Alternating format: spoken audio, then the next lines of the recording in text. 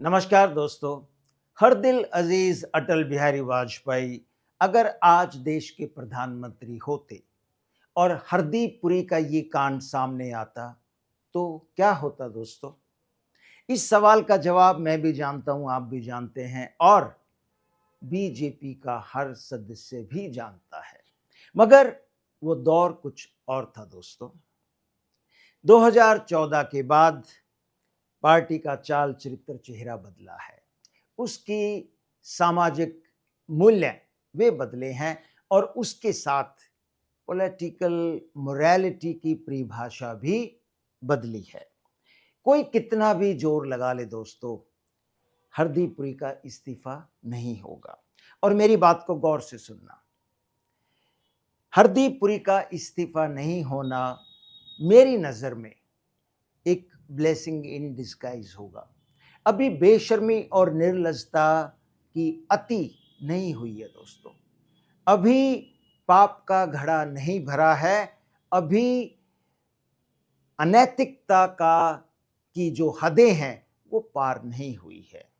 अभी अंधभक्तों का ज़मीर भी नहीं जागा है। अभी तो गोदी एंकर्स नैतिक गिरावट के और भी इतिहास रचेंगे। फिलहाल केवल एक एंकर ने मासूम बच्चियों के शरीर को नोचने वाले उस राक्षस को केवल पावर ब्रोकर कहकर उसका एक वर्चू जताने की कोशिश की है। हो सकता है कल कोई और गोदी एंकर ये थ्योरी सामने रख दे कि रेपिस्ट एप्स्टीन बच्चियों के बलात्कार के बाद पश्चाताप के दुख में डूब जाता था, लिहाजा उसने जेल में ही आत्महत्या कर ली थी।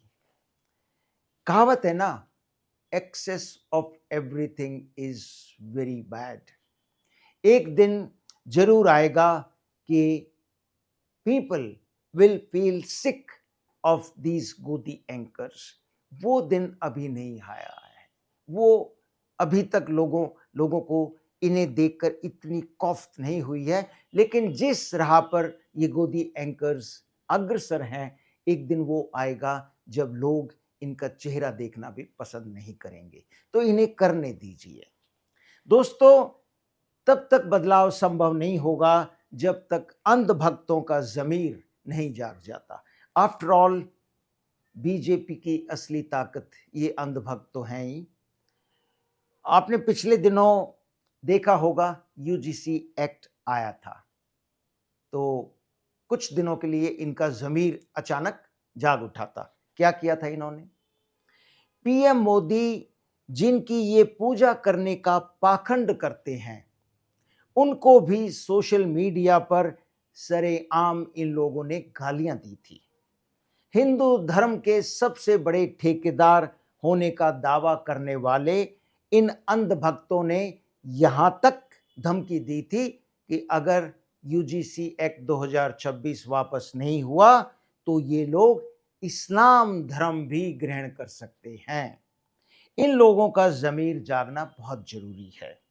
हरियाणा का एक ताज़ा तरीन एग्जाम्पल मैं आपके साथ शेयर कर लेता हूँ।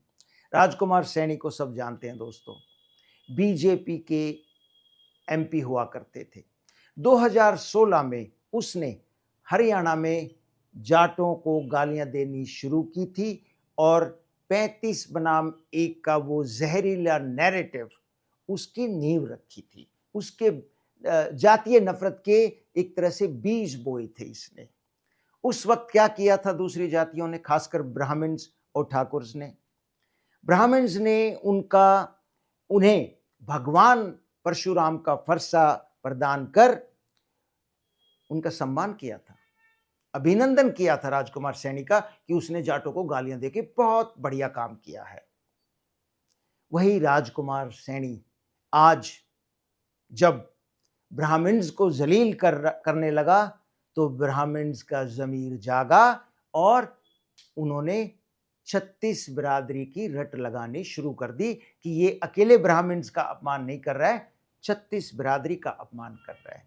तो दोस्तों, इनका ज़मीर जागेगा तो ये सब लोग, ये अंधभक्त, ये आप देखना किसानों को जब वो आंदोलन करेंगे यूएस इंडिया ट्रेड डील के खिलाफ, तो अब की बार ना उन्हें पाकिस्तानी कहेंगे, ना खालिस्तानी कहेंगे, ना देश के गद्दार कहेंगे, ना आंदोलन जीवी कहेंगे, कुछ अपवाद छोड़कर।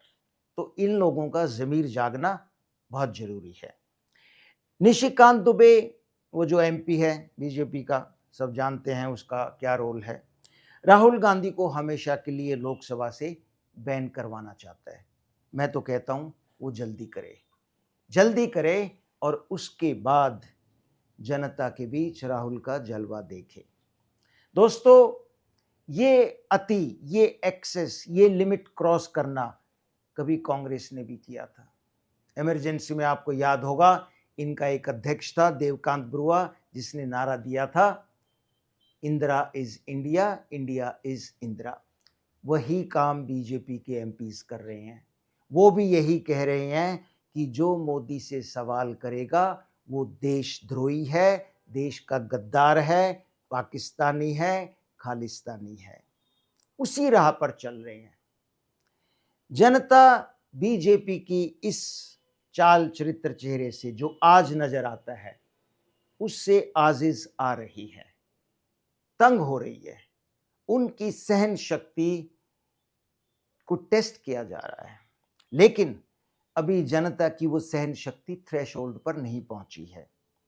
गोदी मीडिया, बीजेपी लीडर्स और अंधभक्त अगर यूं ही इसी राह पर अग्रसर रहे तो सूनर देन लेटर जनता की वो सहन शक्ति भी जवाब दे जाएगी और उसके परिणाम बीजेपी को भुगतने पड़ेंगे।